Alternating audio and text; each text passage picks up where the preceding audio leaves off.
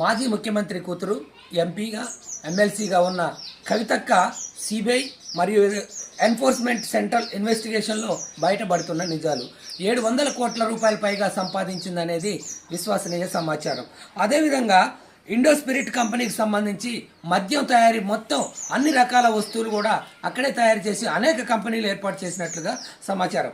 సమీర్ మహేంద్రో, గీతికా మహేంద్రో అనే ఇటువంటి కంపెనీల్లో పెట్టుబడి పెట్టి 700 కోట్ల రూపాయల వరకు ఈ లిక్కర్ స్కీముల కింద సంపాదించి వీటికి కనీసం జిఎస్టీ కూడా కట్టకుండా వెళ్ళారనేది సమాచారం. అదేవిధంగా మనీష్ సిసోడియా లిక్కర్ శాఖ ఢిల్లీ మంత్రి.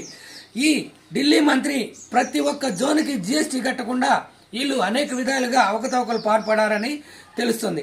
అదేవిధంగా ఉబరాయ్ హోటల్లో సౌత్ గ్రూపుకు కూడగట్టుకొని వినోద్ చౌహాన్, సురేష్ చంద్ర వాట్సాప్ చాటింగ్ గ్రూపులో అనేక నిజాలు బయటకు